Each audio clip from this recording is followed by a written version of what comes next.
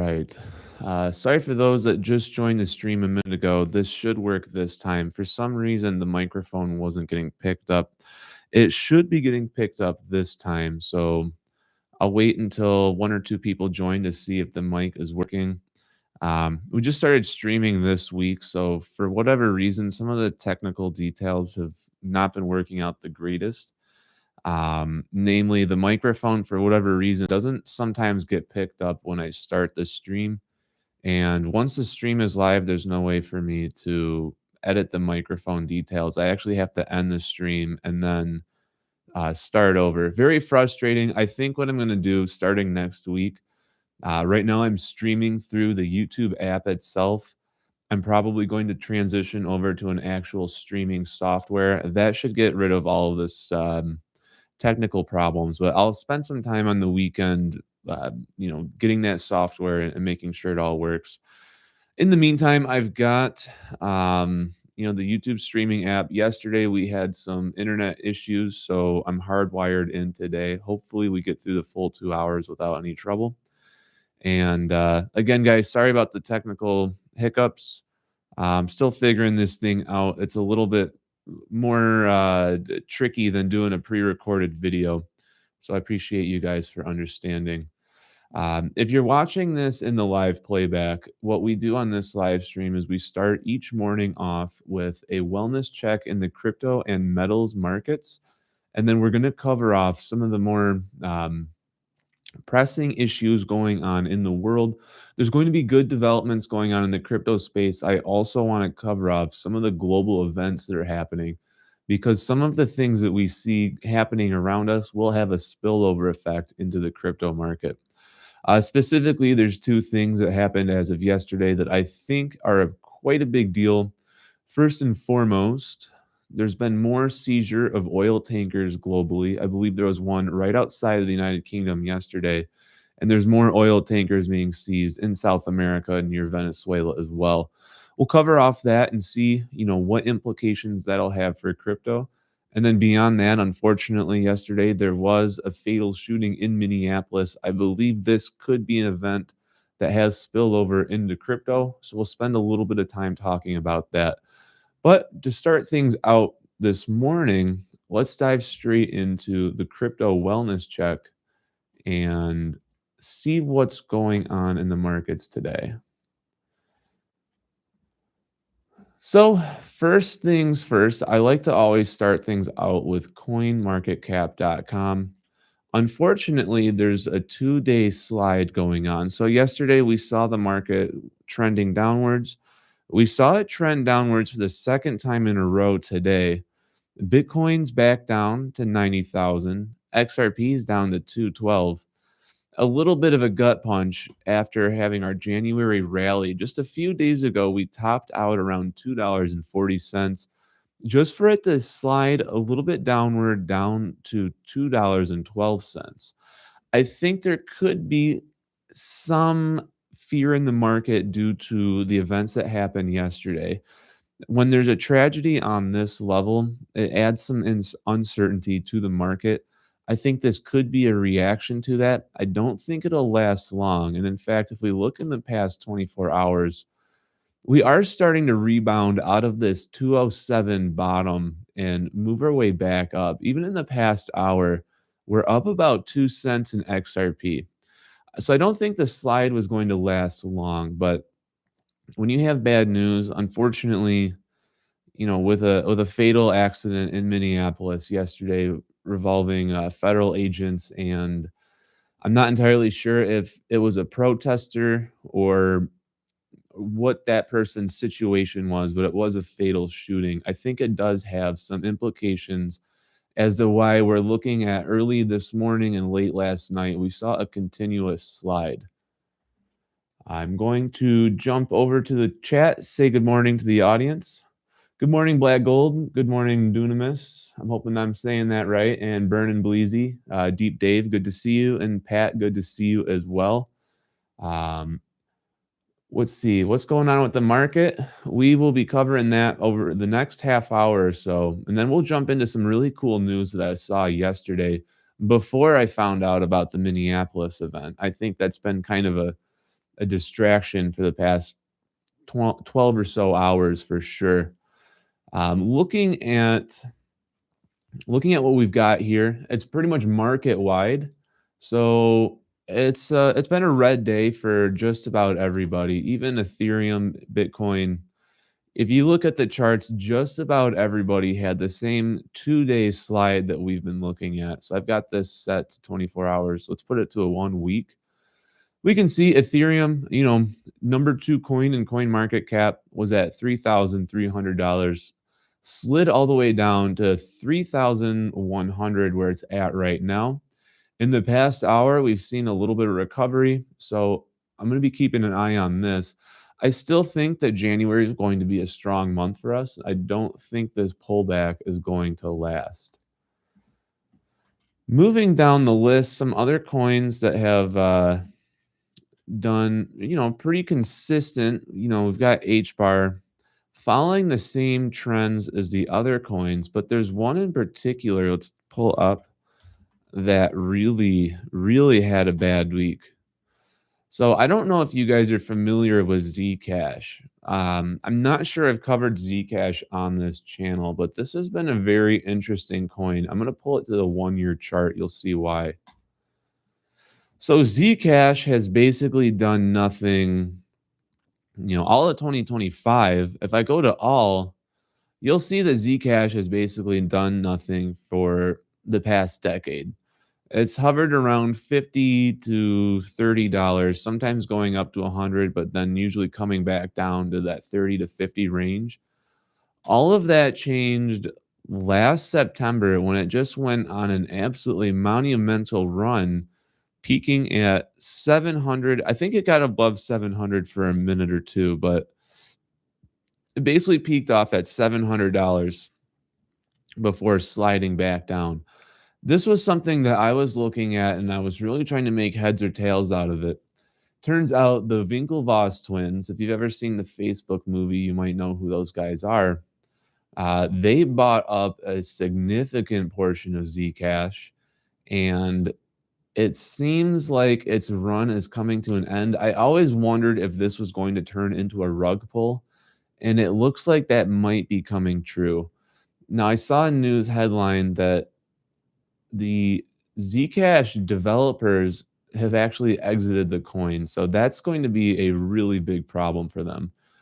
Let's just read this tweet and see what information we can get out of this.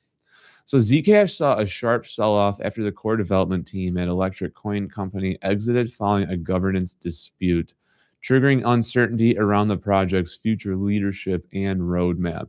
Following the news, Zcash dropped roughly 7 to 10% within 24 hours, reflecting that market concern. So that to me, kind of a rug pull indicator. I'm not saying that the developers were rug pulling, but if the developers are leaving over a dispute, that means that there's definitely trouble afoot.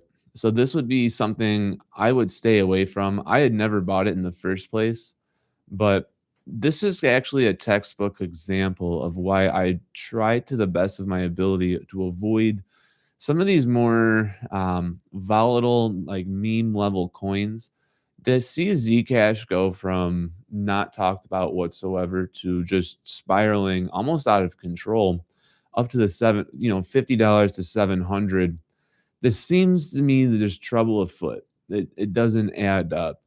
And I know that a lot of us in this space are thinking that XRP is going to do that. The difference is that XRP has been in the news cycle, and at least in the crypto space, for the past decade. So there's reason to believe that XRP could move like that. To see a random coin that nobody was talking about for almost 10 years just shoot up out of nowhere, big red flag. So I thought that story was pretty interesting. Looking at the Japanese bond market, has actually come back down a little bit, not a whole lot, but we do see some, there's some easing going on here. Earlier in the week, we saw an all-time high on the Japanese bonds at 2.14. Now it's down to just a little bit under 2.09. So definitely want to keep an eye on this. I think the reverse carry trade is still in play, but if this does continue going down, it might just take a little bit longer. I have a hard time believing that once you get to 2%, that you can drive those percentages, the yield back down without some kind of corrective action. And I still think XRP is the vehicle to do that. We'll keep monitoring it. Um, as always, I'm not necessarily out here giving XRP price predictions. I know people do like them. I personally would think that XRP is around $10 by April, but a lot of things rest on whether or not the reverse carry trade does in fact happen. If it doesn't, XRP will simply follow the trends of the rest of the crypto market. As we were able to see, whether we like it or not, everything tracks Bitcoin currently. So if Bitcoin goes up, everything else goes up. And if Bitcoin goes down, everything else goes down. So until we decouple, I'd say, it's just business as usual. If you're dollar cost averaging into XRP, HBAR, Flare, Chainlink, any of the very strong utility coins, I'd say just keep on doing what you're doing. And over time, every coin that you invest in is going to pretty much grow proportionally, depending on what Bitcoin does. So I think there's some really interesting things going on in the Twitter space. Saved a couple posts. I think this image is hilarious. Um, I don't know if this is supposed to be a meme or not. But this is the tweet that I saw yesterday, covering off Zcash. Um, but yeah, Zcash core team resigns. The token's in free fall now.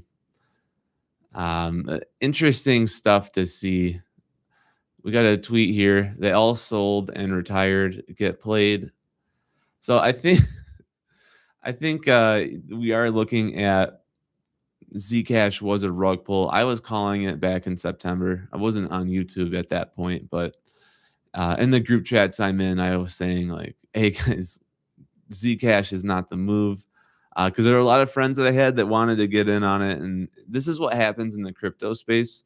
You'll see a coin do 1,000%, and you'll be like, "Oh, I wish I would have been in on it," and then you might, out of FUD or FOMO, end up buying that coin at the top, and then you get you get rugged all the way to the bottom. So personally, I just stick to the tried and true coins, sticking to the coins that are in the top 20 to 50 coin market cap, or even in the top 10. Can't really go wrong with them. I don't know if this is the actual developer, but that is quite a look. I got Spider-Man. That's funny. So that is our first story of the day.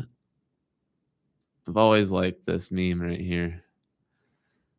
Moving back on to some of the other things that we've seen, I think this is really exciting. Uh, XRP Pappy Crypto tweets 2026 just started and the positive momentum is thick.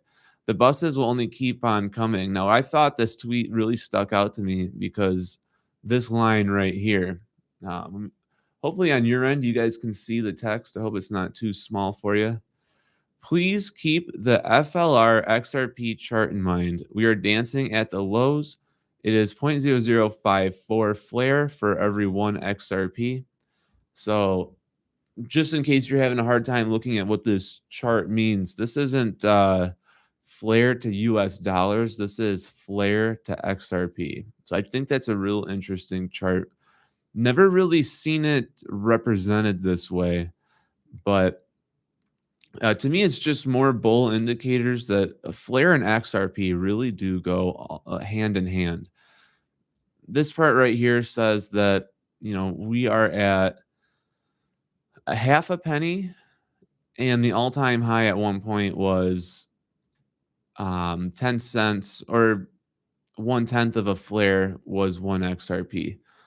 So hard to break the cycle of thinking of things in dollars. That basically would have meant if you held 20 flare tokens, you would have had one XRP. So In my opinion, this really shows that now is a good time to be buying Flare if you aren't already. I'm going to catch up with the chat here. So XRP, we've got from Black Gold. XRP is a good investment because of Ripple, a trusted company. 100% agree. Um, Ripple, in my opinion, is going to be like the Amazon or the Nvidia of crypto banking. So whatever it, I trust them, whatever they say, with some benefit of doubt, I believe them over a lot of these other developers on the lesser known coins. Let's see. Glad I didn't get into Zcash, myself included. Um, I did not get into Canton. We can pull that one up. I actually don't know if I've seen that one before. And then bottom comment here is Andrew, did you notice that there are noticeable good? Oh, you know what? I really want to talk about this one.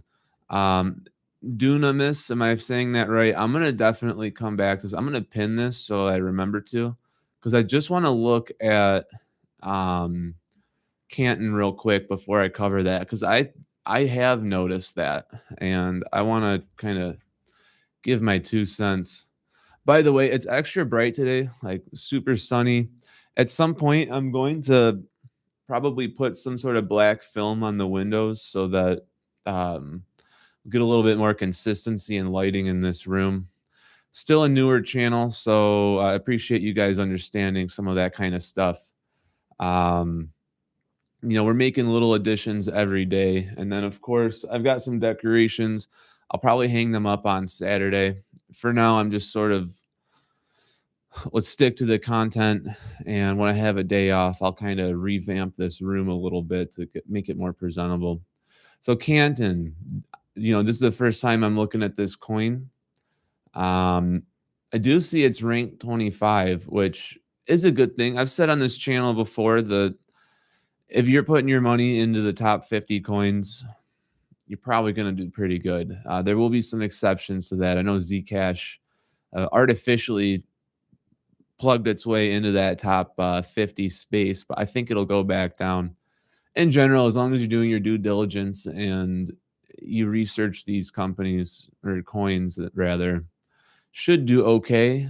I don't really know what Canton's use case is. Let's see if it has any information right here. So Canton's a layer one. That's a good thing. What do they specialize in? So they use a two-tier consensus mechanism for allowing unlimited horizontal scalability. So if I'm reading that right, this is not proof of work or proof of stake, but similar to what XRP has is that it's a consensus mechanism, meaning there's nodes that are predetermined. If you don't know how XRP works, when OpenCoin, which later became Ripple, initially set out to get validators, instead of having proof of stake, they would just go to reputable universities or financial institutions and essentially ask if they would volunteer to be a validator. If I'm reading this right, it sounds like Canton has done the same thing. So Canton Coin is a utility token used to pay application and infrastructure fees on the global synchronizer, as well as to incentivize and reward network stakeholders. Does that necessarily mean staking? I don't know yet. Let's see what else we can find here.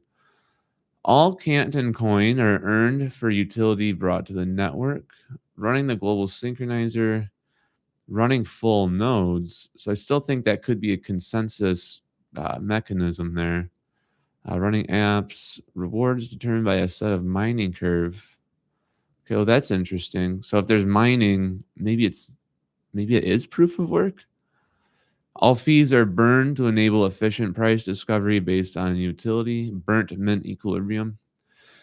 If you're not aware, a lot of coins will do something called burning. That's going to be a way to make the tokens deflationary.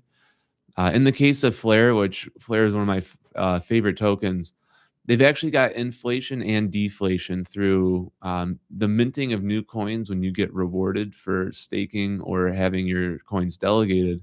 But then there's also a burn effect. Um, Real interesting stuff. It means that you're never going to see a wildly out of control inflation. You have to see over the length of time, how does that really change the circulating supply? If it keeps the circulating supply relatively steady, I would say that the burn and the inflation, cancel each other out, but that'll be remaining to be seen. This will be a good one to take a look at. I'm not sure that I'm going to buy any, but, um, if this was something that you liked, if you wanted to just sort of build up a small position, you know, even just a couple bucks a week would get you multiple tokens. So something to definitely think about. There's going to be a lot of coins like this, by the way, that if you want to just build up a small position of, it's very easy to do that when they're only trading at, like 13 to 15 cents. Same case with like H bar is only about 12 cents right now. Um, Coins like Chainlink, I believe Chainlink is $12, so it's a little bit harder if you care about having full coins. I know that some people do. Personally, I do like having more tokens. If nothing else, it's a mental thing for me. But Chainlink being 13 bucks could be a little bit harder to build up a sizable amount of tokens. And then obviously some of these other big ones like Solana or even Ethereum, like at this stage, getting a whole Ethereum token, pretty difficult to do. So yeah, I'd say Canton definitely something to keep an eye on. It's in the top 25 list, so I'll continue looking into it. This is my first time looking at it. Of course, right below it is World Liberty Financial. I know some of you guys have really been interested in this token. We'll have to keep an eye on it. I know that look, there's a lot of moving parts in the world right now, and Trump is a very polarizing character. When it comes to something like this, the World Liberty Financial is probably joined at the hip with Trump, and so to speak, that if Trump does well, this will do well, and if Trump does not do well, I don't think this will do well either. Just something to be aware of and to keep an eye on. I try to be politically agnostic these days, but I do think, we'll cover it off in a little bit. The news coming out of Minneapolis, no matter how you slice it, it's not good. I wasn't there, so I'm not the one who should have an opinion on what is right or wrong, or was it done properly or not. That's not for me to decide. But oh, this is interesting. Look at this chart. We'll talk about the chart in a second. When things like this happen, I've said on this channel before, but I live life kind of like it's Minesweeper. So I'll see an event that happens. It's very polarizing, very sensational. And instead of getting worked up, I try to figure out what's this going to do for my immediate surroundings. Like we'll look at some of the tweets later, but Minneapolis is almost poised to have a rerun of the George Floyd era. If you guys remember how that all played out, it eventually spread to other cities. So I live in Detroit. It's something I'm kind of looking out for. Is there going to be unrest in the city? If there is, if I'm aware of it, then I know to avoid it. At the end of the day, I can't stop things from happening, but I can at least make sure that I myself am avoiding problems that I don't need to have. And we'll look more into that in a bit. I do think it's pretty interesting that World Liberty Financial up 27% this week. It's actually a really big deal. Maybe I need to look more into this token. Everything else in the market has slid today. There's been no slide at all for World Liberty Financial. And this is interesting. I think I might have to look more into this off stream. Maybe there is something here. It could certainly be something to build up a side pocket of. Let's see if there's any good news that we can see. Oh, I see a comment here. It sucks Flare isn't on the Gemini exchange. Oddly enough, I have the Gemini card. I've actually got it right here. There's no card number on it, so there's no threat to me showing you guys this. But I've never used Gemini for its exchange purposes. I use everything through Coinbase, and that's where I get all of my tokens. Haven't had any trouble getting Flare from there. Um, let's see. We can either look at some news articles or, what I'm thinking about it. I do want to make a little point real quick about Flare. By the way, I see there's about 30 of you guys in here. If you guys could like this stream, that lets YouTube know that this is a good stream. It would really help get this thing spread out to more people. Awesome. I just saw one go up. Appreciate everything that you guys can do on your end to, help me grow this channel. We're still pretty new, so, really trying to crack into that algorithm. What I wanted to say about Flare is when I talk to people that have Flare, a majority of them were part of the original airdrops from Uphold when, if you had XRP on your Uphold account, you would get the initial Flare drop. And I know a lot of people from that era that have a sizable amount of Flare, but they've never actually bought any. And so I think that's really interesting because, here I am, someone that at least in the case of Flare was a little bit late to the game. I only started claiming Flare drops in 2025. I'm buying Flare, and I'm almost more bullish on Flare than some of the people that have been in it since 2023, which I think is really interesting. Flare is definitely a good buy. If you guys been watching my channel, it's almost like beating a dead horse. But my top three are XRP, Flare, and H bar. I've recently moved Flare ahead of H bar. Every time I look at Flare news, I get a little bit more excited for it. They're doing a lot of great things. I do believe DeFi is the future. And with Flare being as cheap as it is right now, really not that hard to dollar cost your way up to 1 million tokens. I think 1 million's a good number. If nothing else, it just sounds nice. It's not like there's some magical thing that happens when you get to 1 million, but wouldn't it feel good to say that you were a Flare millionaire, especially after the price appreciates and you get those staking rewards? Looking through World Liberty Financial, Dune, I didn't forget about you. I'm still coming back to that one. The more I look at World Liberty, it seems like they're a stable coin provider. I just want to click on this article and just see what this has to say. By the way, I try to use dark mode as much as I possibly can. Not every website has dark mode on it. So apologize in advance if you're watching this at night. On the playback, obviously. Here on the live stream, it's 11:30 a.m. But I just want you guys to know I am thinking about you when I make videos and edit them, that I try to use dark mode as much as possible. So this is a longer article. I'm not sure we're going to read the whole thing. Let's just see if we can get some good. Let's just hit the FAQs and see what we find on this.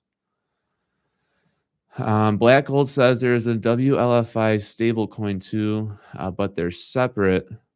What's going on, Aquas?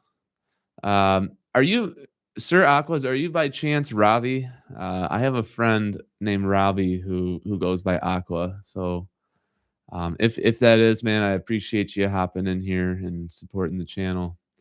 FAQs: what is a national trust bank charter in the crypto context?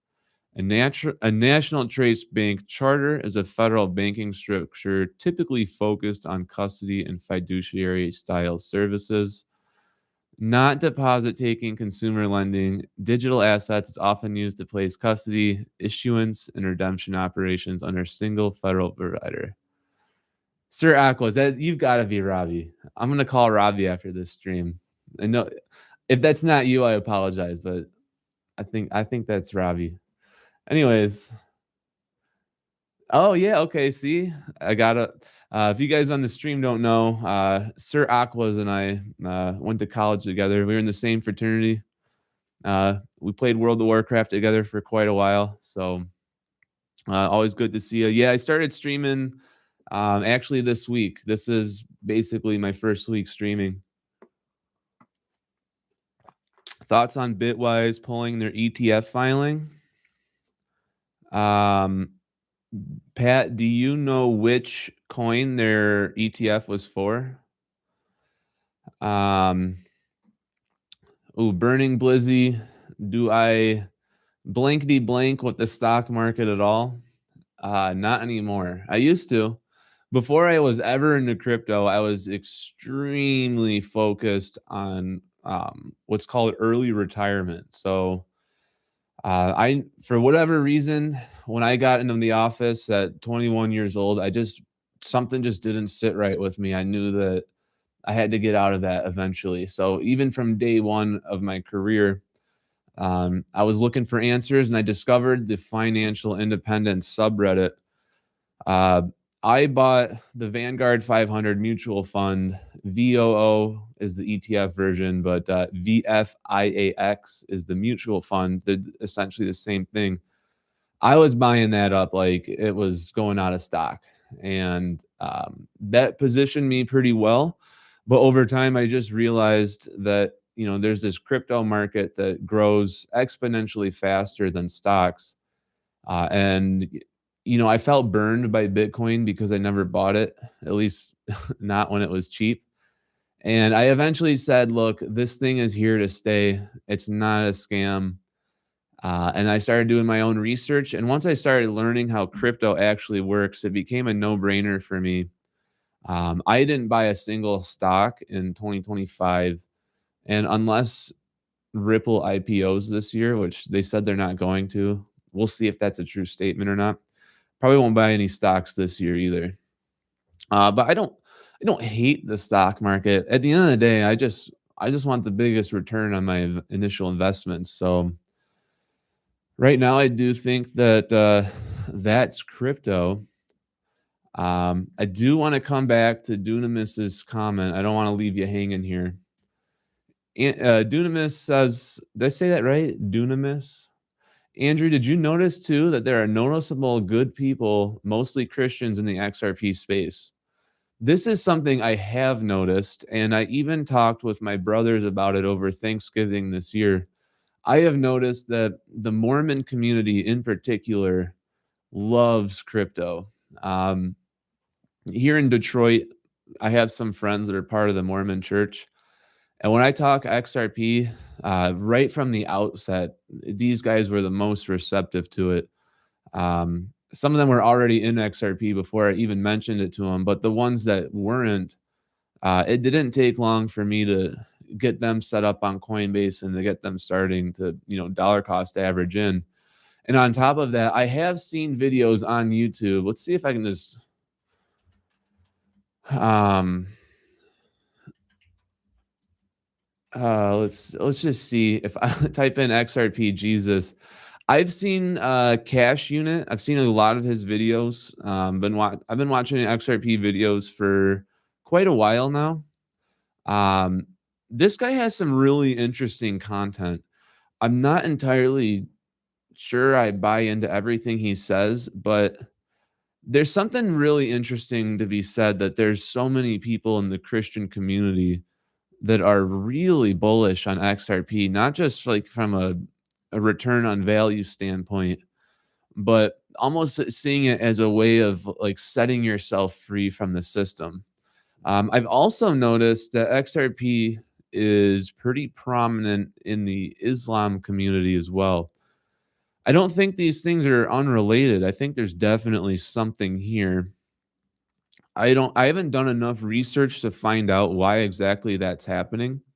Uh, but it's definitely very interesting. Like the headline right here, XRP was chosen 1700 years ago. I think I started this video but didn't finish it. It was kind of on the longer side. Um, but it's interesting stuff to think about, right? Um, I definitely think there's a connection there. So I think that was a really awesome question because it's definitely something I've noticed. Let's see, hopping back. Oh, here we got some. Um, I do think that I was spiritually led to the crypto, and I am Christian. Yeah, I'm Christian as well, born and raised Catholic. So I think I'm almost nervous to say too much. 'Cause I'm not sure what YouTube will or will not censor me for saying. I'm still figuring these things out. But if you do read, whether you read the Bible or the Quran, they do say that usury is a sin. So um, borrowing money, lending money, interest rates, they're all, in a biblical sense, demonic. And then here you have crypto, which is in XRP's case, it's an inflationary resistant coin. There can only be 100 billion of them. So in terms of XRP, there really can't be interest rates. Now, I do think that money lending doesn't have to be a bad thing, as long as there's not, you know, when it comes to interest rates, as long as there's like an agreed upon, I'll give you 100, you pay me back 105. I don't necessarily know if that's a problem. Maybe I'd have to brush up on some of my more biblical texts, but I do think that there's a lot of predatory behavior in the banking ecosystem, and crypto is a way for us to break away from that, especially if you have your own cold wallet.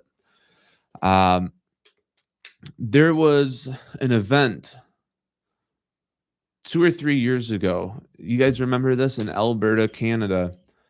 There were truckers that were protesting the COVID vaccines and also the lockdown in Canada in general. And when these truckers were showing up to Toronto and parking their trucks in Toronto and basically gridlocked the city, Justin Trudeau froze all of their bank accounts. And to me, that is a cut and dry case of why you want to be into crypto. Because I personally have a cold wallet. If you shut down my bank account, all I have to do is just leave where I'm at and I can boot up somewhere else. I'll have my cold wallet. No one else can get to it. And I can go about my business. So crypto really does give you that freedom of movement that you could not possibly get being in the banking system where the government could, in theory, freeze your account if you go against what they're saying. Now that happened in Canada, not the United States, but you know, in our country, every 4 years there's an election. Right now we've got Trump. Who's to say that the Republican Party wins the next election? If we get someone that's on the Democratic side, they're probably going to come after crypto. That's an element of things that's not lost on me. It's no secret that the Democrats are vehemently against the Clarity Act. So when you buy crypto and you bank with it and you're part of this movement, I do think that all of these different things are interconnected. The spiritual side, the geopolitical side, getting wealthy enough to leave corporate America. I think all of these things are definitely connected. I always felt when I was in the office, I worked in a cubicle for about 10 years. There was just something so soul draining about it. And if some of you guys don't know, um, I got laid off back in April. I immediately picked up a contracting gig. It was only a 6-month contract, but at least bought me some time. When I got to that end of the contract, that was just before Thanksgiving. And if you look at my post history, you could probably put two and two together. I decided, if there was ever a time to hop into YouTube and really try this thing out, this is it. So I'm YouTubing full time until June. If we get this channel operational and I start, making enough to make ends meet, this is something I would do full time because I get a lot of energy from you guys and I don't get any of the soul draining. There's almost like a malaise that was always in my mind when I was in the office. And I haven't been in a bad mood since before Thanksgiving. So I don't know if I've ever gone 3 months without getting angry. So hopefully this thing plays out and I can stay here and chat with you guys every 11 a.m. to 1 p.m. weekly. I think that'd be a lot of fun. All right, let me catch back up because I saw the chat move quite a bit while I was monologuing there. Unrelated, but I chanced upon your channel 2 days ago, and I must say I'm here to stay. Thank you, Samuel. I hope that you enjoyed what's going on here because you guys make all of this possible. So please keep on doing the tutorial videos. Absolutely. The plan is now that I'm streaming, um, this gives me an opportunity to talk about some things that maybe don't end up in like a full video. And then that allows me to just really focus in on a specific topic. And the demos are a big part of that. So definitely planning to keep this up and those up too. Black Gold, YouTube censorship isn't as bad now since Elon Musk opened up X free speech again. I have noticed that.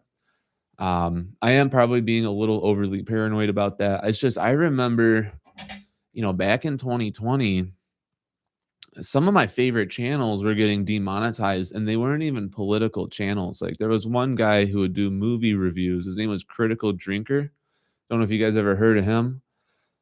He got demonetized and all he did was review movies. So I don't know, maybe I've got this like burned in my mind paranoia about saying anything that could be remotely construed as offensive, purely because I guess in one weird way I traded one boss for another.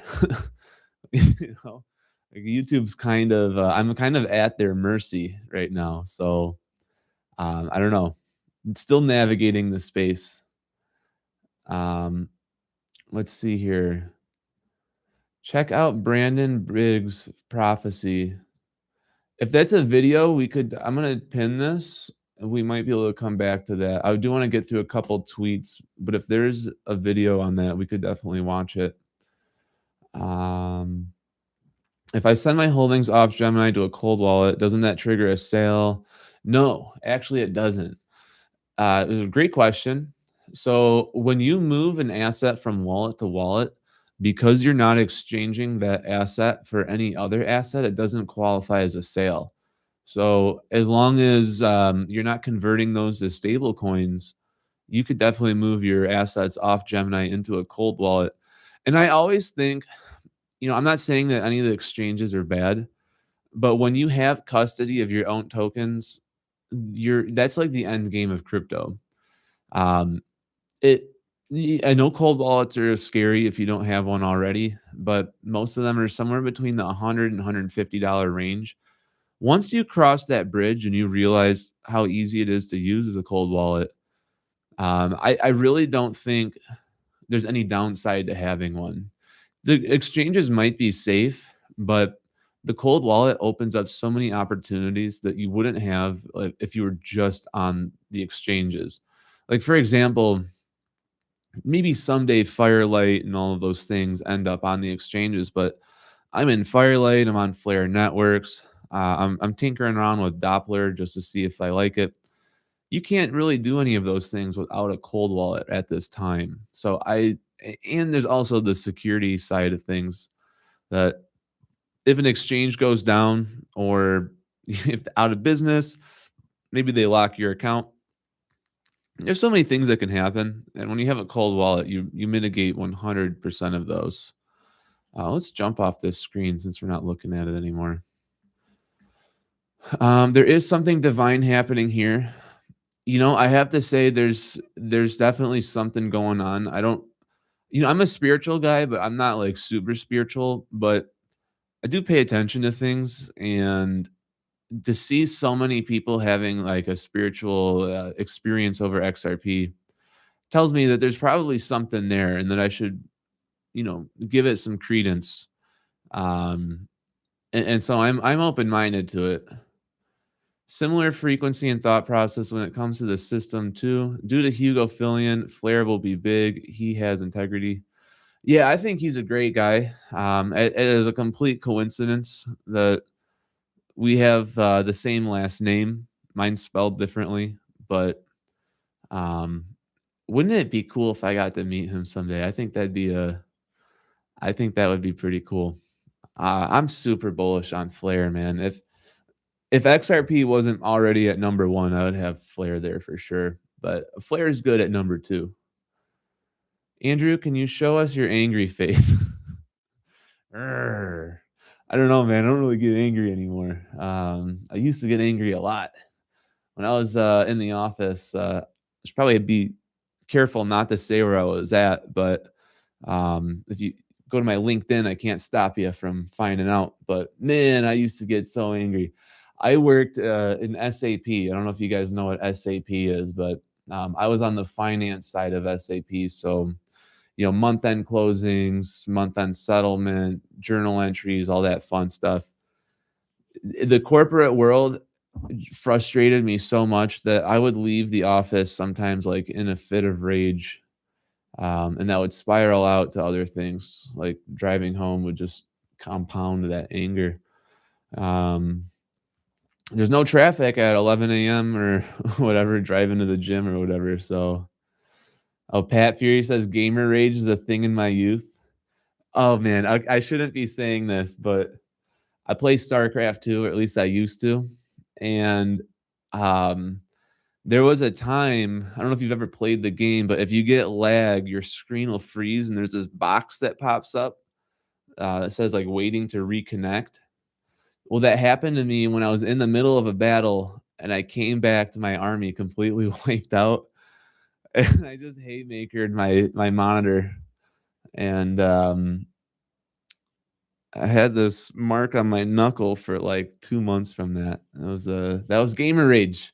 So, I've been there, but, I've got it under control these days, so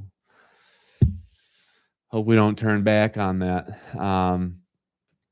Recommendation for a cold wallet, Ledger did just get screwed sideways. I hate to do a self plug, but I do have a video on the Decent cold wallet, and I'm not saying you have to do this or not, but hold on, let me get to it. Um, so I do have this Decent cold wallet. This is a huge self plug, but if you were to get your wallet through this link, I would get a commission from that. Otherwise, all the wallets are pretty much the same. I use Decent. Trezor is good, Tangem is good, Arculus is good. I'd stay away from Ledger now that they've had the data breach. Totally up to you. I won't tell you you got to do it or not, but it doesn't hurt to self plug from time to time. Um, but yeah, cold wallet, very important to have. Let's jump into some of these tweets. There were a few ones that I wanted to cover. Then I'm going to see if we can check out the Brandon Biggs video. So, oh, here we go. I knew I wanted to see this one. AWS and Ripple are working on an XRPL upgrade. So if you guys don't know, AWS is Amazon Web Services. A couple months ago, they went down, and so did everybody else. Even when I was in my contractor job, when AWS went down, it was essentially like having a free day at work because nobody could log into the system. And since there was nothing that any of us could do about it, you basically were on Microsoft Teams call listening to people complain all day, but essentially there was nothing to do. So, what was the point I was trying to make on that? Oh yeah, AWS basically runs the world. So if AWS and Ripple are partnering up, it's just one more bull indicator that XRP is the real deal. And I've seen Crypto Sensei is reviewing that, and I think some of these other big guys here in the space are on it too. I think this is Bearable Guy. So interesting stuff for sure. I think this is going to be a big thing to look out for. I don't know if Dean's in the call today, but we were talking yesterday about using XRP or XRPL services at Walmart to check out your groceries. Well, I think this is just one more indicator that that is in fact on the way. Whether or not you're going to use XRP or RLUSD, both are going to be on the XRPL. So I think it's, a rising tide raises all ships kind of thing. I want to look into some of these in a second, but we already covered the Zcash story. Here are some things from the riot yesterday that I saved. Here we go. Flare, wanted to cover this tweet real quick. So USDT Zero arrived on Flare, expanding its stablecoin liquidity, and within the first 2 weeks, the total value went from 37 million to 120 million. The reason I saved this tweet is because if you watch some of my Flare videos, you'll know that I'm claiming my epochs, I'm claiming my delegation and staking rewards.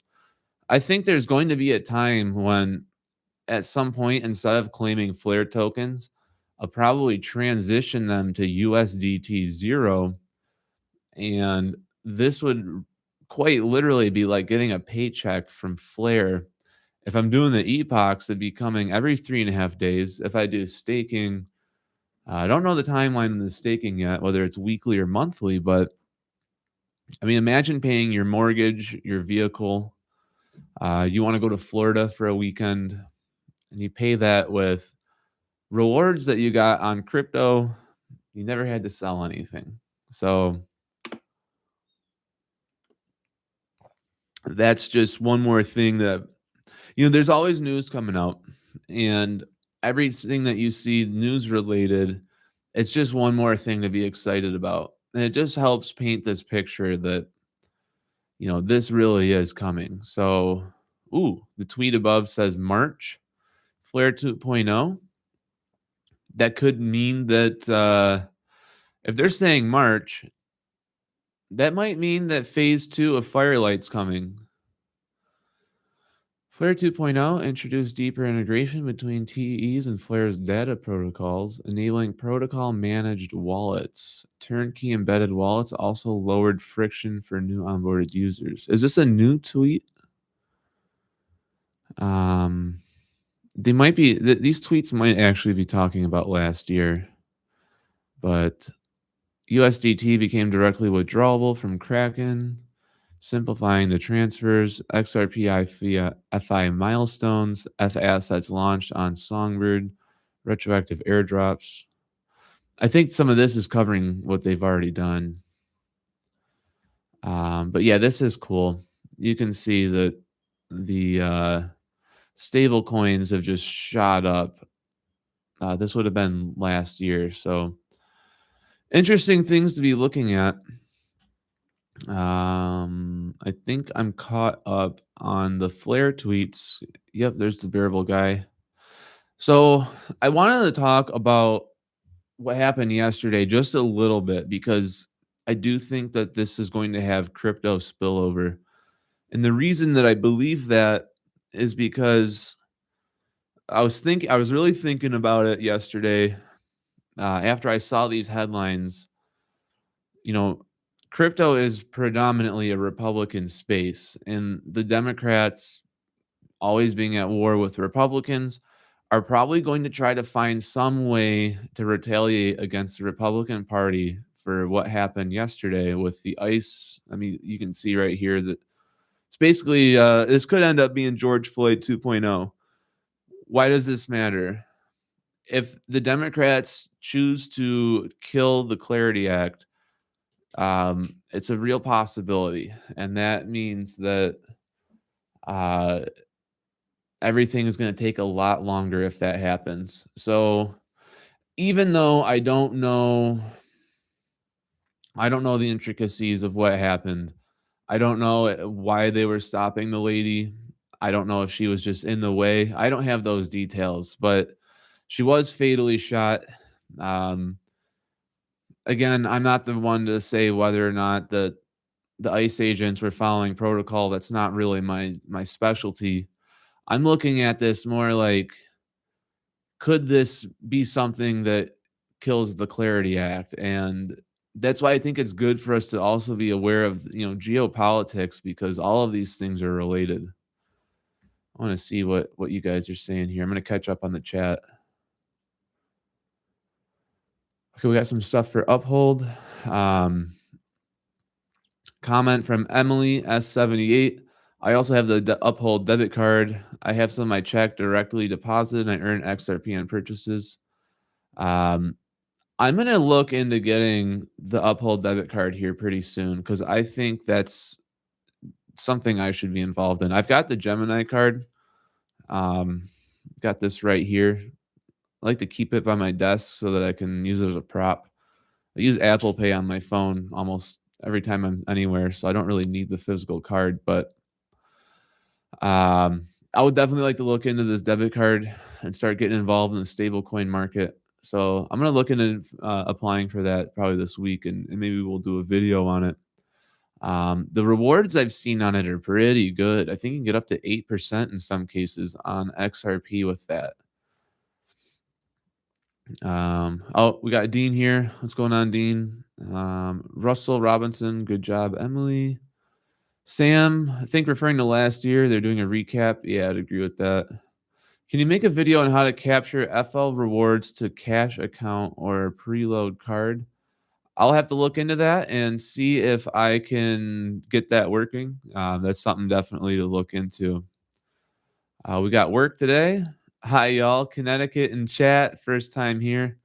Welcome to the party, work. We'll be doing this basically every day, Monday through Friday, 11 a.m. to 1 p.m. On top of that, I'm still doing my pre-recorded videos, but this gives me a way to really flesh out some ideas that maybe don't work so well in a pre-record. So happy to have you jump in and welcome to the party. So here we go. Geopolitics, very important. Did the mayor's state representatives and the governor speaking in unison?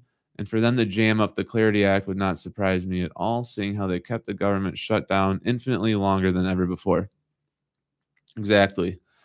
So if you're new to the channel, I said in previous videos that the government shutdown was really two things. One, a war against crypto and the Epstein files. So October 1st and I think it was November 14th. I don't keep me honest there if I got those wrong, but I think it was the 14th we reopened. That's 40 some odd days of government shutdown. And prior to that, all of August, Congress was on recess. They went on recess late July just to avoid the Epstein files. So there's been some turmoil politically, really from July all the way through November. We could have already have seen the Clarity Act passed had none of that happened. So, there's geopolitics stuff. I hate to say it, but we had to keep an eye on it because it does affect us, whether we like it or not. Doesn't mean I don't think things are going to happen, but uh, it, you know, if you've been in XRP long enough, what's one more delay, right? Is always going to be something. But I think we're all ready for a break. Kristen Anderson, is it weird that I bought a Ripple shirt? I don't think so. I've actually tooled with the idea of getting some Ripple and Flare gear so that I could wear it on stream. I don't think that's weird at all. I think that's awesome. In fact, and giving me some ideas here, maybe I'll go get one myself. Anything to stop progress, financial progress, is the progressive motto. Basically, it's very weird. I had a thought while driving to hockey last night.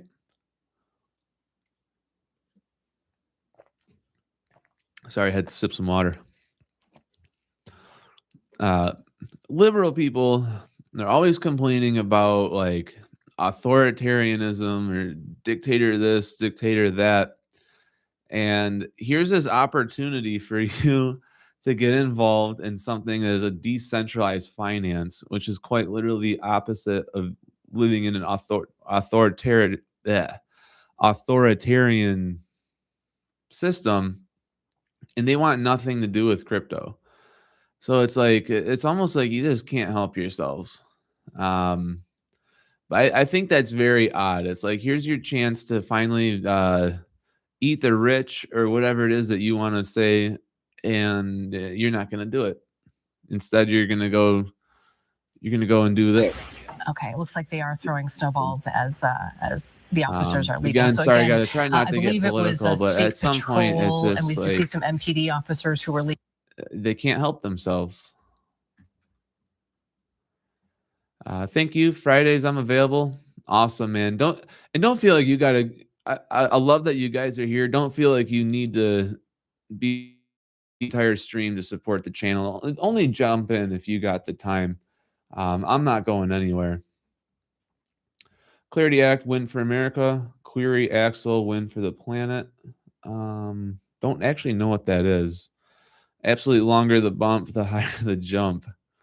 I think there's some truth to that too. Emily says those working on the Clarity Act are going back and forth on rewards on crypto. Big banks want all the profits. I think that's true. We have a situation here where for the first time ever, the peasants got access to the king's gold before the king did. And so I do think that there's going to be a large amount of push and pull to try to get some of us out of this ecosystem. So, all you got to do is hodl. And I think that you win in the long run. So definitely agree. The big banks do want all the profits, but they can't get your tokens. So they're going to have to let some of us sneak in. Oh, you got an XRP tattoo. Work. That's awesome. Keep it coming t-shirt. Absolutely decentralizes freedom. Let's see here. You said you're going to go play. Ronald Reagan said if you could teach logic to a liberal, there wouldn't be any. That's true. Unfortunately, politics and finance are intertwined, so don't feel bad about it because they're very important. Awesome, man. I appreciate that. Sometimes I'm like, I don't know what lane I should stay in because I do have my own thoughts on the political climate. I have to imagine most of you guys are probably pretty closely aligned with the way I think of things, but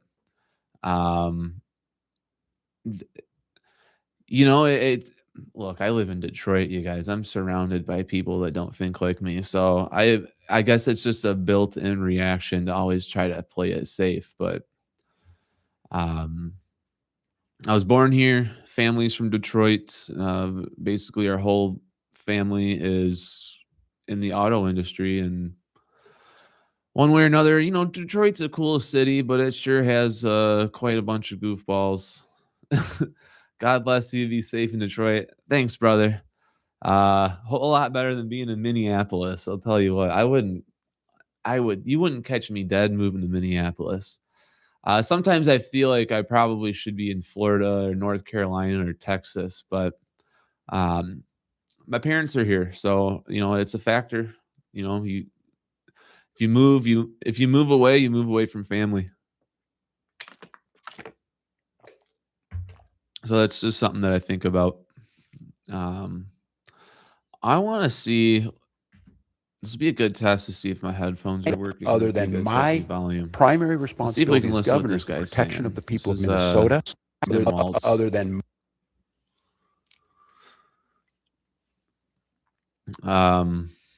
before I play this, Dunamis, there's so much I could say. There's so much I could say about that. I really feel for you guys. I think what's going on, not just Germany, but England, Paris, it's getting out of control. Other than my primary responsibility as governor is the protection of the people of Minnesota. And you can be assured, whether it's the State Patrol or whether it's the National Guard, their deployment is there to protect Minnesotans from whatever it is. If it's an act of nature, if it's a global pandemic, or in this case, if it is a rogue federal agent. I don't know at this time, and I want to be very careful. Other than my primary responsibility as governor is the protection of the people of Minnesota. You guys can hear that? Awesome. I think that's really dangerous language, saying rogue federal agent or rogue federal agent. it kind of it insinuates a lot of things. And then, of course, the text here on the tweet, civil war. The temperature is going to be rising again from this. We'll have to see how this all plays out. I'm looking at tweets from yesterday, but I have to imagine this weekend could see some widespread protests in Minneapolis, maybe even in other cities. Being from Detroit, I personally probably wouldn't go downtown this weekend. Just to try to avoid even getting caught up in that. It's a shame that you even have to get to this point, right? Like, you should be able to go down to your downtown city and have a good time, especially on the weekend, and not have to see stuff like this. Looks like We shouldn't have as to. officers are leaving the scene, just having some protesters it feels or like bystanders, agitators 2021 all over throwing some again. snowballs at them as they leave. We saw this earlier. We did. Well. Yep, we saw this exact thing earlier. I don't and this know is targeted the toward ICE whole agents story. at that particular time. I did watch the videos. But I've now, only as you seen what other mentioned, this people have is seen. MPD, BCA. Look, I would never. If someone from ICE told me to get out of my vehicle, I'm getting out of the vehicle. Making your problems worse isn't going to be good for anybody. Sometimes you have to de-escalate your own situations. For whatever reason, that lady did not de-escalate her situation. And I'm not saying that it was good that what happened to her, but I do think that situation was avoidable. If she would have just complied with the officer, things would be okay. But I hate to say it, but I'm going to keep an eye on this story, and I wouldn't be surprised if she might have been a provocateur. And I mean, this is Minneapolis we're talking about, and if you've watched the news prior to this week, there was all this fraud going on in Somalia. So is ICE there to root out the Somalian fraud? It seems to me if you connect those dots, I'm kind of glad ICE is there, to be truthful with you. I'm not glad that they shot somebody, but I'm glad that somebody in our administration cares enough about this country to deal with this problem, because this problem didn't get dealt with during the Biden years. During the Biden years, you almost had to embrace clown world. Like, you couldn't even be proud of the country you lived in. So to see if you're stopping ICE, it's kind of like a dog whistle. It lets me know where you are on this side of things. And I don't know. I'm not saying it was a justified shooting, but I am saying that it was avoidable. And this kind of stuff doesn't have to be happening. This was another thing I saw. Again, I'm getting 2021 vibes all over again, or maybe George Floyd riots were in 2020.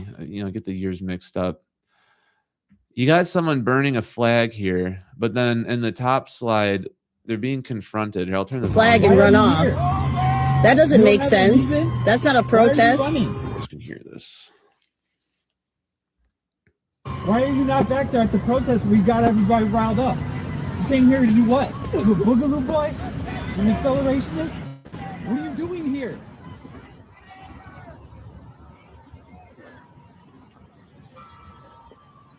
Where's your car? Where you from? Why are you here? Yeah, we know. We remember George Floyd, so we know you guys are around. When I was living in Detroit, I actually saw stuff like this with my own eyes. So I don't know who these provocateurs are, if they are actually feds or if this is just someone from Antifa. But when I was in Detroit, you would see people doing their march or whatever, and there was always going to be, and I hate to say it, but it was always like a scrawny white kid wearing all black that would go and start a fire on a dumpster or something like that and then run away. And the next thing you know, it's just chaos in the street. And I saw it happen with my own eyes because I was living in Detroit when all of that happened. It was actually the primary reason I moved back to the suburbs, was to get away from all of that. But we're seeing this here again. this just tells me, okay, it's just about to, we know what's behind this door, and it looks like we're due for, another rerun of that. So if this ends up causing problems for the Clarity Act, it's something that we're probably going to have to keep an eye on. Let's see what else is trending. If there's any new news to see here, what's trending in the Senate? Let's see what's going on here. Okay, so we have some impeachment charges. Let's see. We got Ron Paul. Okay, so it's more fraud related to Minnesota.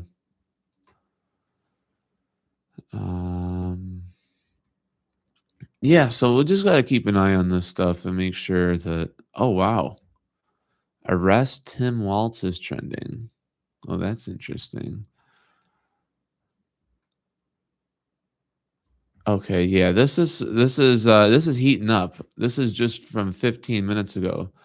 A sitting governor threatening to deploy the National Guard against federal law enforcement is an open act of defiance.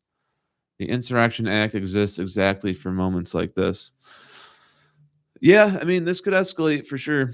And if it escalates, it means the Clarity Act is probably not going to be getting passed, at least not for now. Let's catch up on the chat. I don't know if I've looked here in a minute.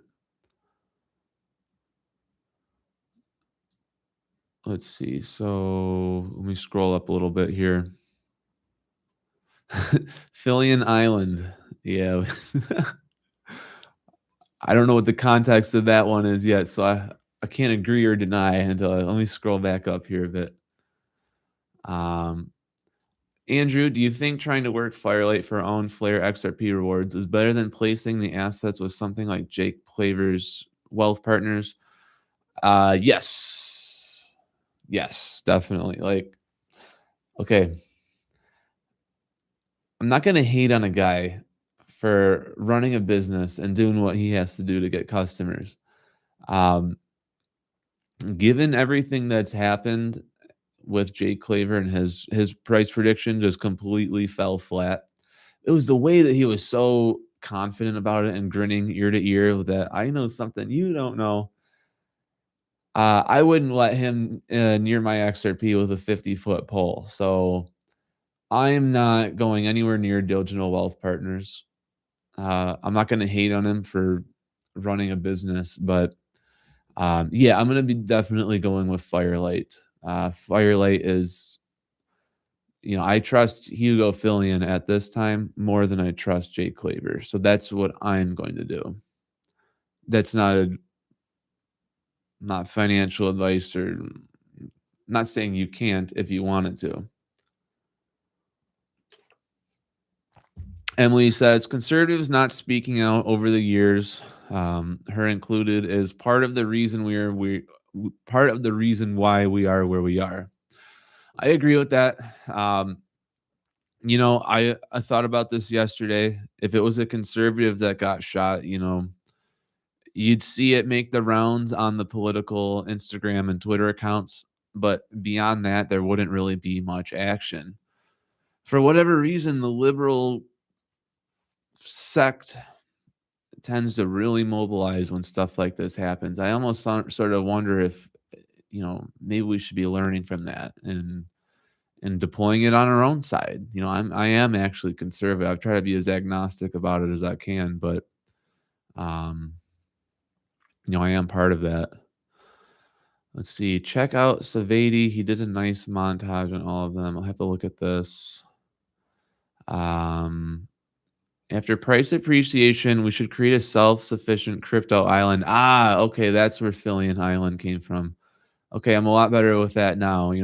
It's tough right now with, islands aren't exactly doing well in the news right now. I guess Fillion Islands sounds a lot better than Little St. James. We know how this is going to play out. You just can't say it. 100% agree with that, man. I'm a trucker and have refused to run relays with Minnesota Somalis. I'll give you a high five if I could. I would heart this comment. I can't heart comments on my side, but I would heart that 1,000 times. You want to make some money, sell bricks in Minnesota. Now that's a good business right there. Dunamis, I am so down for that. Fillion Island. Okay, they were caught up there. Cannot wait for the robot police. We got Palantir. Dunamis says, I hope Trump helps us in Europe. I hope so too. I think it's a shame what's happened over there. You know, you've got gonna get in trouble again, but you go to Germany and you ask, where are all the Germans? You go to France, you ask, where are all the French? You go to England, you ask, where are all the English? It's a big problem. I don't know what you do to solve that without crossing a line that you can't uncross. And I don't say that lightly. I'm not saying I even want something like that to happen, but makes you think, how else do you solve the problem?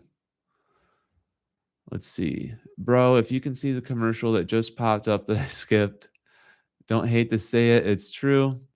Her girlfriend just came out online and said she made her I don't want to say that out loud, but I see what you're saying.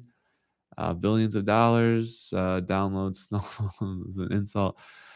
I'm curious to see what ad you got. I don't even know when you guys get ads. Still kind of figuring this whole stream thing out. Be curious to see what you guys see on your side.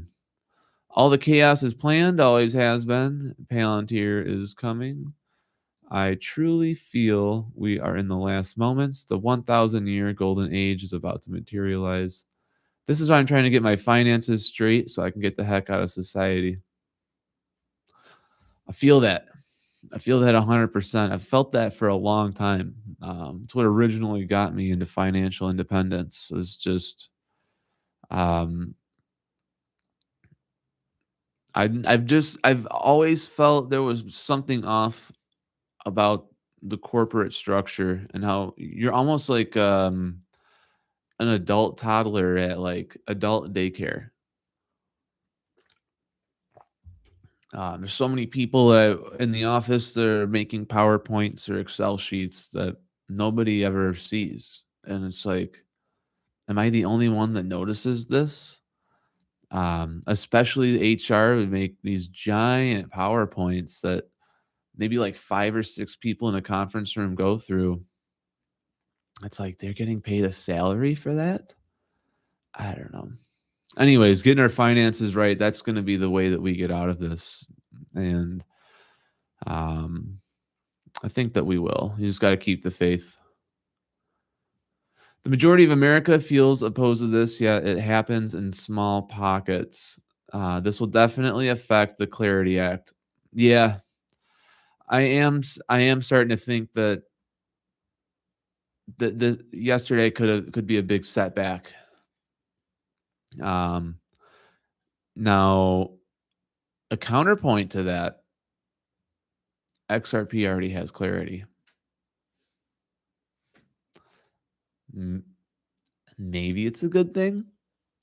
I always try to find out, here's all the events that happened. How do you position yourself to, I don't want to say benefit. That sounds almost callous.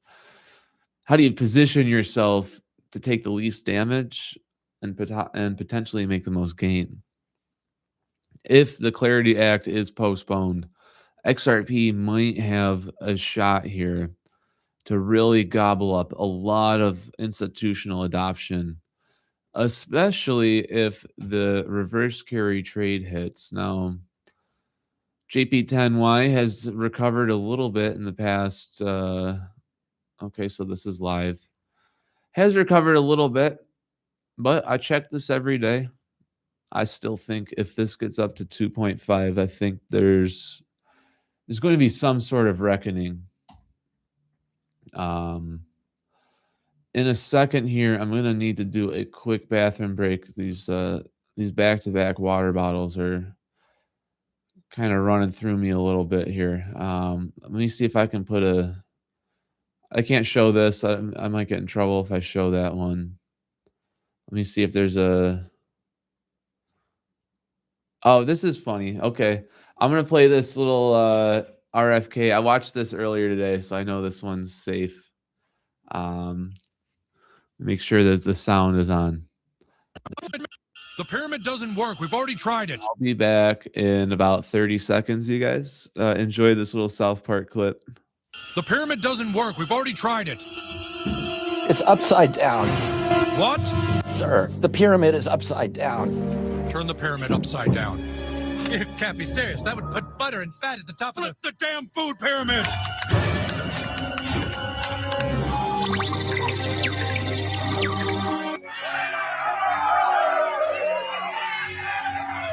Get the president on the phone.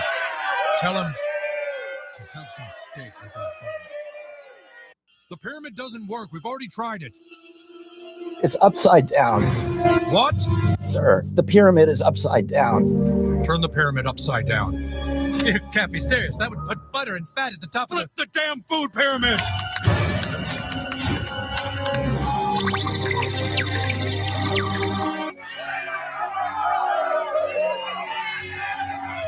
Get the president on the phone. Tell him to have some steak with his butter. The pyramid doesn't work. We've already tried it. It's upside down. What?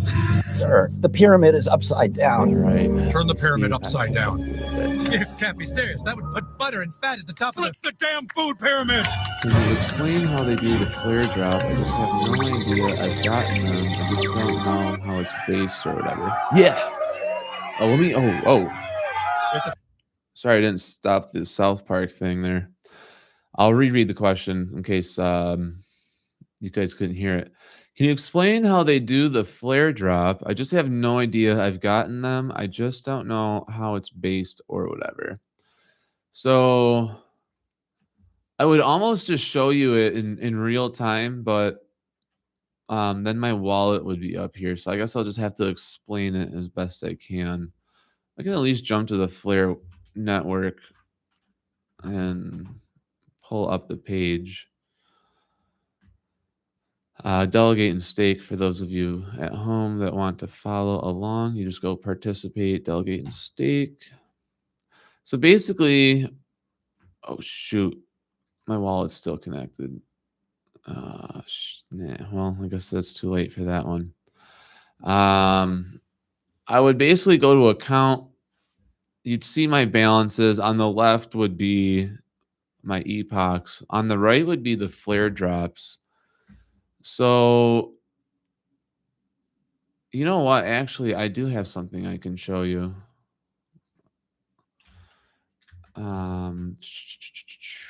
Flare rich list. Yeah, this is actually what you want to see. So if I go to the validator tracker, this should show me the airdrops. Oh, no, sorry. Flare drops. Here we go. So if you go to flare.builders/flare drops, this gives you all the information that you could possibly want to know. And this little chart shows you when they're distributed. So the last one's going to hit on January 30th, and they're going to be handing out 584 million tokens, which is really interesting because every flare drop prior to that was 676,000.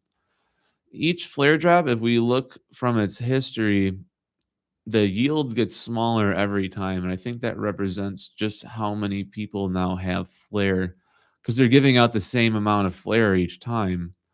So that leads me to think that there's more holders. But basically,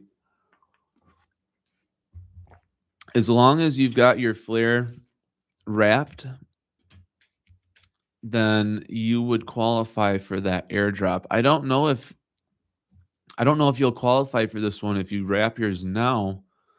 But I mean, the worst case scenario is you just don't get it. I think it would at least be worth a try. Let me see if this tab shows validator tracker. There we go. If we come all the way down here, oh, it went back to the top. If we come down here, we can see the wrapped flare, and the flare circulating supply, continuously increases as time goes on. And so I think this is a interesting chart because there's so much flare out there that's not wrapped. I mean, it's almost, let's see, if there's 80 billion supply, only 56 of it's wrapped, and then only 11 of it's staked. So there's a lot of people out there just sitting on flare tokens, not doing anything with them. And I think they really should get that. At least get it delegated, if not, or get it wrapped, if not staked. Hopefully that answered that question. But I guess the specifics was, how is it based, or how do you know like what you're getting? If we jump back over to the flare drops, to get really granular with it, depending on how many tokens you've got delegated, you're going to get a slice of this total pie, which in our particular case will be this 584 million target. So the more flare tokens you're delegating, the more slices of this pie you're going to get, or I guess the bigger your slice will be. I wouldn't worry about it too much though, because this is the last one. So just something to think about. Look at all this unclaimed flare. There's like millions of people that... This lends me to believe there's people out there that just forgot about it. So if you do get involved in this, don't forget about it. Andrew, do you have an H-bar price prediction? Yeah, I do. So I think that XRP, H-bar, and Flare are all going to move together basically in similar proportions. So right now, XRP is at 215, and H-bar is at 12, as in 12 cents. And then Flare is at a penny and 2/10. So it's interesting. I think that Flare and H-bar are probably going to be lock in step, and H-bar will always be, I want to say the number is 10 times more expensive. So if you were to multiply this by 10, I think you'd get to 11. So I think that H-bar will always be 10 times more expensive than Flare. And I think XRP will always be roughly 20 times more expensive than H-bar. So basically, the more XRP grows, the more H-bar will grow. I think that XRP is going to be around $10 before April 1st. I hope I'm right about that. I don't have a crystal ball. I would say that would probably put H-bar close to $1, or at least 50 cents.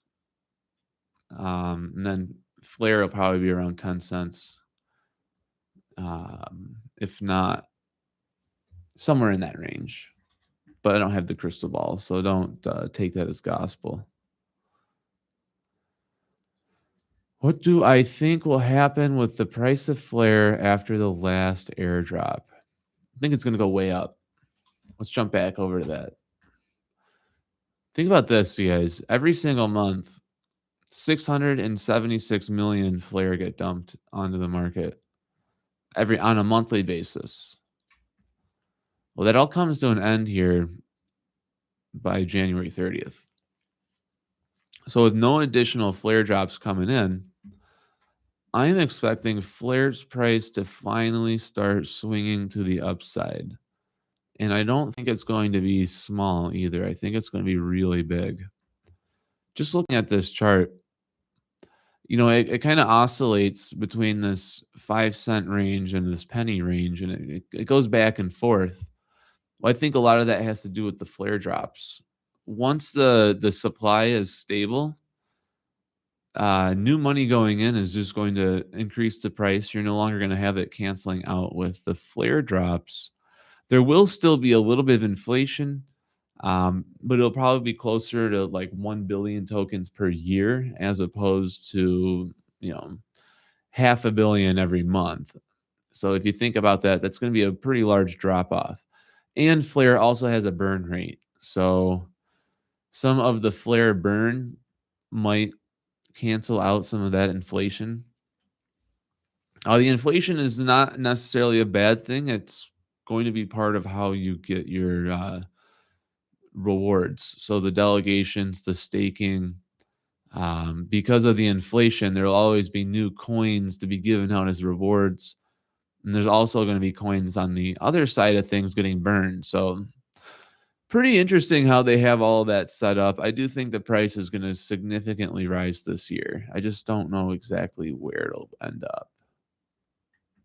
Hopefully that kind of answered that. Anyone tried to buy physical silver, no stock, and high premiums? I think that's the right move. I wouldn't necessarily want to buy paper silver. If I was going to buy silver, I'd want the physical, either bars or coins. Yeah, we covered Zcash earlier in the stream.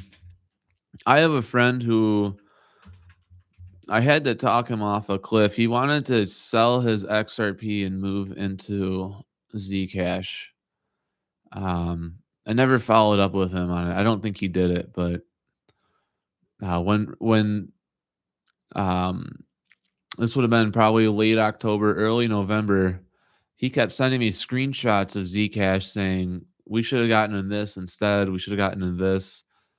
And I'm like, dude, this looks like a rug pull to me.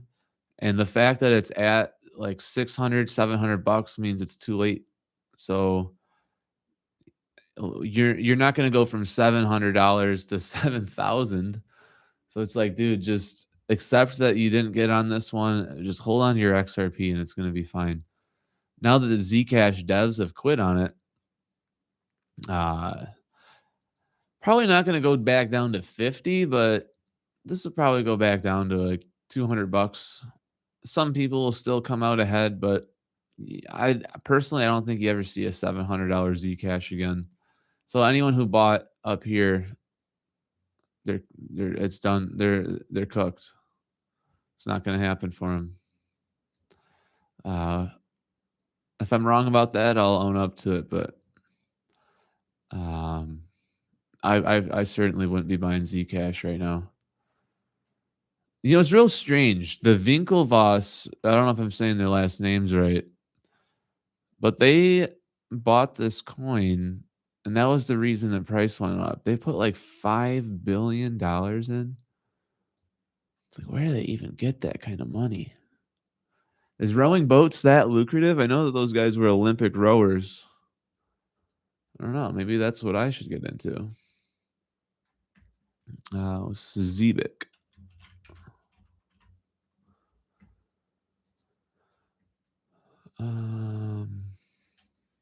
Did I look up the right thing here? Yeah, man, for sure. Thanks for being here. I mean, if you guys weren't in here chatting with me, I would have ran out of things to talk about by now. Oh, is it this one? Zebik Network?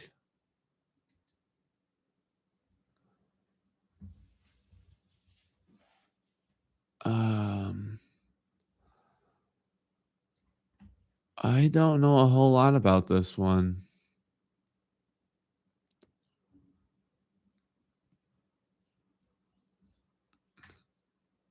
So it's at 100 billion token max. Let's see what the market cap on it. It's 300 million. So it's okay. So it's at 3/10 of a penny. Interesting. I don't know anything about this one. We can take a look at it, see what it says. Utilities, we've got service fees, buybacks, rewards, staking.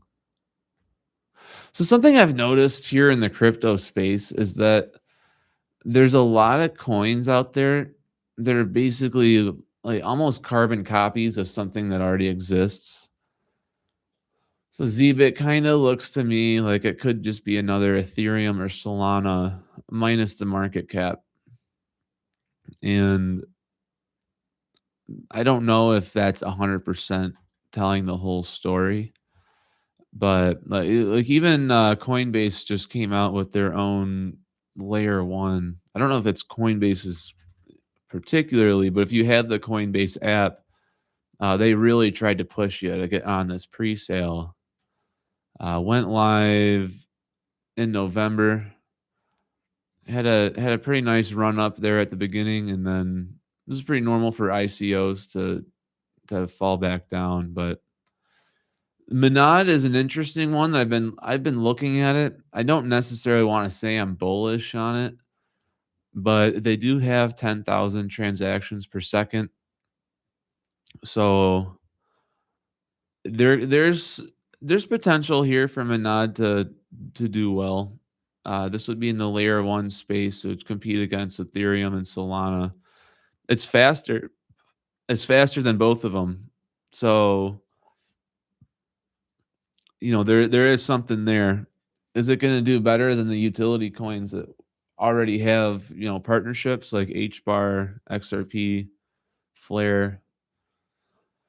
I don't really know. I'm not sure there's really a whole lot of partnerships with these guys yet. Oh, I thought we were about to have a visitor. Sometimes my dog likes to walk in here while I'm streaming. But he ended up turning around. Let's just see what they say. Monad is a high-performance layer one blockchain that aims to address the scalability limitations of existing networks, particularly Ethereum, while maintaining full compatibility with the Ethereum virtual machine. Okay, yeah, so it's like a sequel to Ethereum. This means developers can deploy their existing Ethereum smart contracts and familiar tools like MetaMask on Monad without modification. So this is the thing right here that makes me think Monad might have something going on. 10,000 transactions per second is pretty good. Even XRP is capped out at 1,500. So Monad's roughly able to handle 6 times the volume of XRP. Is that volume needed? That's the question. Maybe not. But the fact that it can do it, I think, is definitely good for them. I bought the pre-sale just to see what was going to happen. I can actually kind of look at it real quick. I didn't buy a lot of it. I just wanted enough to say. Sometimes I say $100 to find out. $100 to find out. Let's see, where is it? Monad.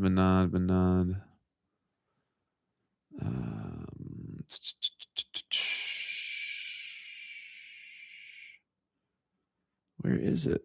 Here we go. Oh, I'm actually up $10. Wow, I think I might retire.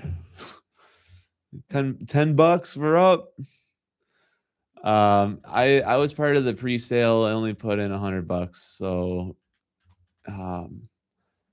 we're not going to the moon with that kind of investment, but $100 to find out. I was like, sure, why not? There's worse things that I've spent money on. It could be sports betting, right? XRP is my favorite. It's my favorite too. What are my thoughts on the ICP internet computer? Just trying to give you a tip. Ooh, okay. I feel like now I should know about this. Hey, what's going on, Max? Hey, if you guys like music, my buddy Max, he's in the chat right now. He's working on an album. If you guys are into Max, you just do your thing. Tell them what your genre is, 'cause I always get it wrong. I said he was like Michael Bublé, and I don't know if Max like that. But he's very good. I'm gonna look here at Baller says, I got on that Minaj pre-sale, not retiring anytime soon. Yeah. You and me both. I would need Minaj to go up by like 10,000x. You know, that's what $100 will get you. So I was asked to look at ICP, Internet Computer.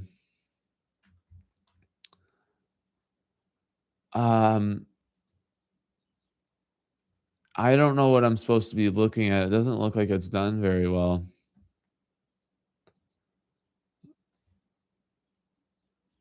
I mean, I can continue looking at this, but charts aren't great. Let's see if there's any news on this that we can look at.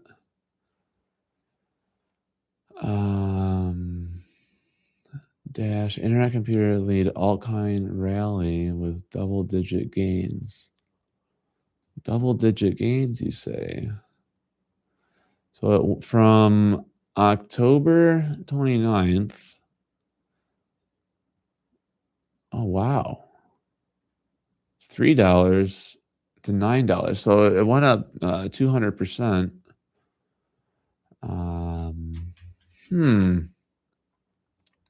I'll keep looking at this one. I don't know what it does or what its purpose is, so this might be something I have to research more on. Let's just see what their statement is.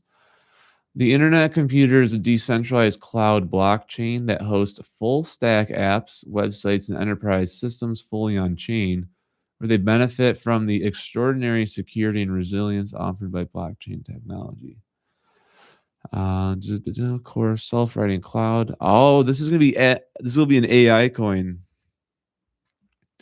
A core goal of the Internet Computer is to evolve into a self-writing cloud where AI builds sophisticated apps based on natural language prompts. Caffeine AI is the Internet Computer's native tool for enabling apps development via conversation with AI. I really do think AI is quite a big deal. Put this on the watch list. I don't know if I'm going to buy it, but I do think AI has definitely a space here. It's very crypto adjacent. So let's just look at this tweet and see what this says. ICP is showing signs of short-term weakness after rejecting from the resistance zone. This is more chart stuff. Not necessarily wanting charts. I want partnerships. Charts go up and down. It's the partnerships that stick around. Oh man, this is selling some hype. Okay, ICP at 2,800. That would be like 1,000x.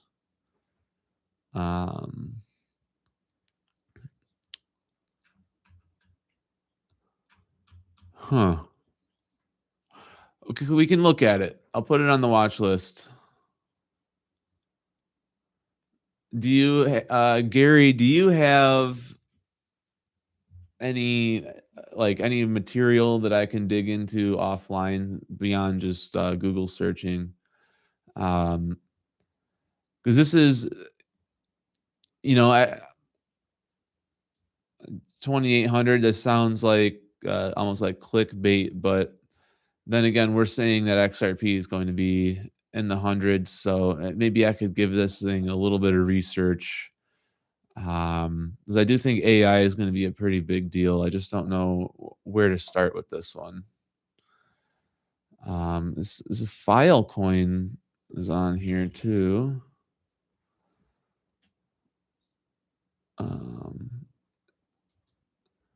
Someone said that a $300 Filecoin. This isn't ever at $300. Oh wait, it was. What?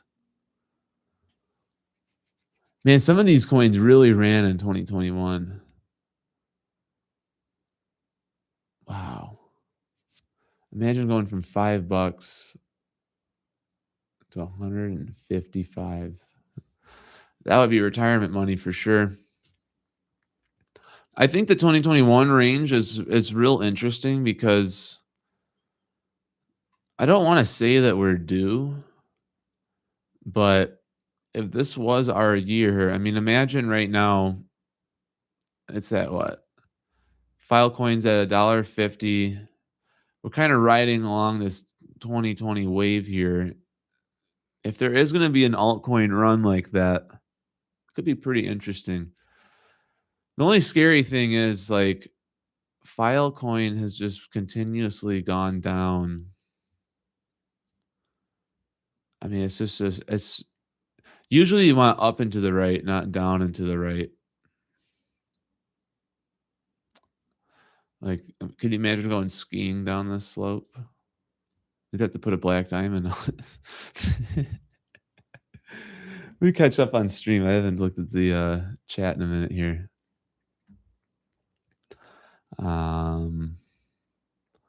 Let's see what we got. It could always wake up the way Doge did back in the day, or Zcash recently.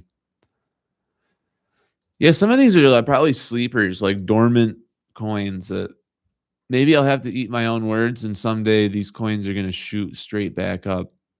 It's hard for me to say one way or another. That's why sometimes with these coins, it's like, man, if I just stick to the basics, Ripple, Flare, HBAR, Chainlink, XLM, XDC, these coins that have been around for a while, that have like continuous news on like a weekly basis. I've heard of Filecoin. I've heard people talk about it. I know that's supposed to be like an AI data storage coin. Could be a deep play, but I'm not sure that I would be buying this. I'm just a little too nervous about it. Let's see. It's from 2014. I think it's got to do something with data storage. Filecoin is open source and decentralized, which means that all governance in the hands of the community. On the Filecoin platform, developers have the opportunity to create cloud file storage services like Dropbox or iCloud. We'll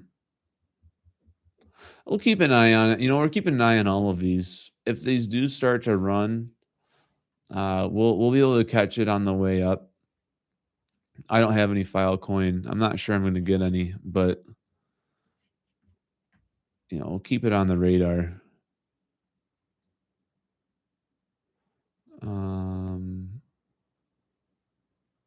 Let's catch up on the chat.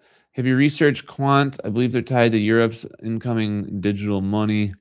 Yeah, I think I do think Quant is a good deep play. A lot of people have really asked me to do a Quant video in the comment section of other videos that I've got. Where is Quant at? Here we go. I need to do more research on this before I can actually tell people what it does. But I've seen headlines that it's getting picked up in Europe.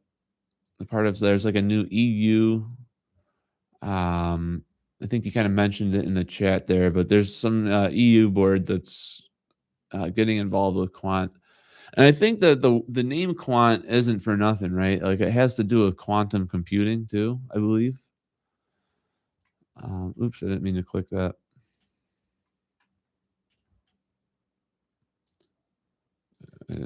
Get me out of here. There we go. So I do think this has to do with quantum computing. Quant launched in 2018 with connecting chains.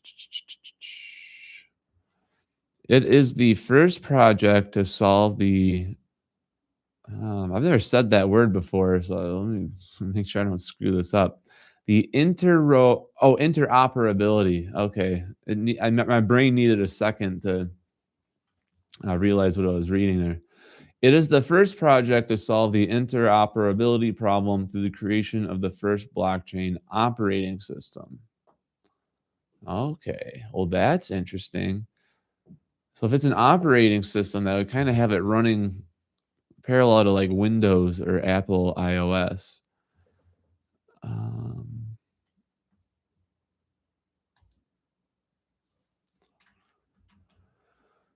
I will go through this offline and I'll learn more about it and we'll revisit this. I don't want to necessarily drag you guys through me doing deep dive research, but there could be something here. Oh, so it looks like quant is a layer 2, by the way. Unless I'm not reading that right.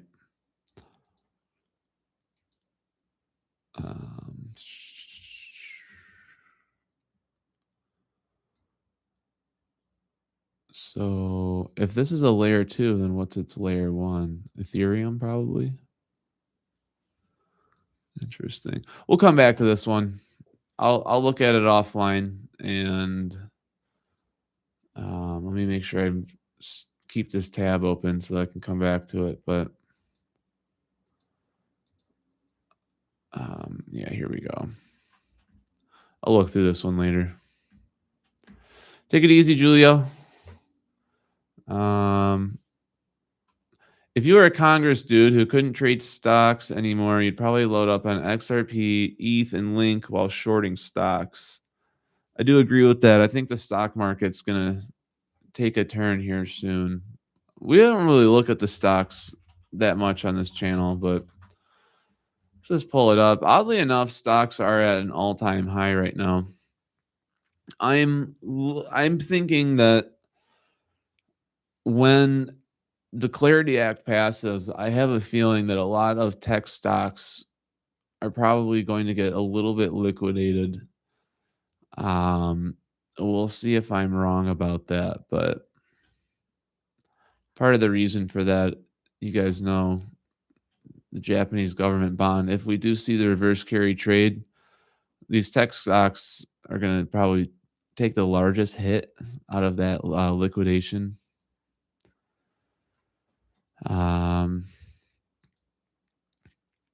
Can be a little disheartening, I guess, to look at stocks and see them doing well while crypto's down, but all we need is one good bull run to outperform the S&P 500 for the next decade. Like this time last year, the S&P is trading at around 6,000. It's at 7,000 right now. Like XRP could do this level of growth in one day. In fact, on New Year's Day, it did exactly that. So I'm still very bullish on crypto. Not so bullish about stocks right now. Question about Flare. What's the difference of staking Flare on an exchange like Uphold versus your own wallet? PS, stream is getting kind of boring. Yeah, we'll try to find out some ways to, maybe we don't need 2 hours. Maybe this doesn't need 2 full hours. Maybe we can get this through with 1 hour. Either way, I do appreciate you jumping in here. We'll work this out over time, make it more fun. To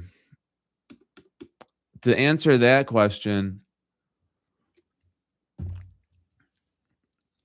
if you have it on your own wallet, that you just have more freedom with the tokens. I know that a lot of these exchanges do offer staking on their platform now, but you're still a creditor to the exchange. So that means that you don't physically have, well, I guess you don't really physically have possession of crypto, but if you don't have a wallet, then you don't have custody of those coins.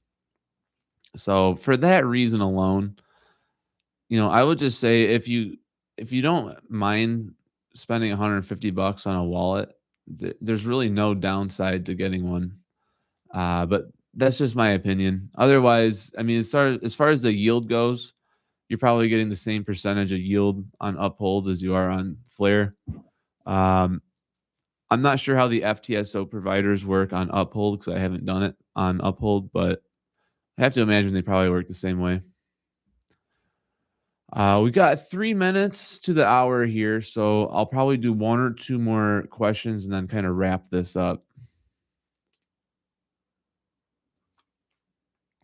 Take it easy, Dave. We'll be back. Enjoy the rest of your day, and we'll see what other news we got for us by tomorrow. XRP is going for a little pump. Let's look at that real quick. Maybe it's moved in the past few minutes here. And then I think I'm going to start closing this thing out.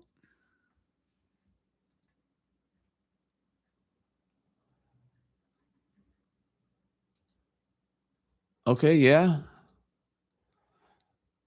Started the day out at 207, and now we're up to 216. So like I said when I started the stream out, I didn't think that this was going to last. This was kind of a deeper a deeper dip than I was expecting, but I think we recover, probably get back up to 230 before too long. I'm not saying it'll happen today, but possibly through the week. With that, I think I'm going to start closing this thing out. As always, I really appreciate you guys that have jumped in. To over and outs evolution's point, I do want to make this more structured as time goes on.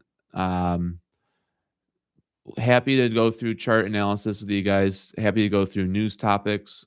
If 2 hours seems a little long, maybe we'll shorten it to an hour and a half. I'm experimenting with this as much as you guys are, is trying to figure out what the best structure is and how much is really needed. Either way, we're definitely going to be back here tomorrow. I'll kind of think those things over, and we'll probably get more structured. I'll probably have more news topics for us to cover tomorrow so that we're not bouncing around as much. As always, if you haven't liked the stream yet, give it a like. Also, subscribe to the channel if you found this stream through your recommended page. And don't forget to check out my pre-recorded content. That part's not changed. I still have my pre-records coming out multiple times per week. And with that, you guys, I do think I'm going to close this thing out here.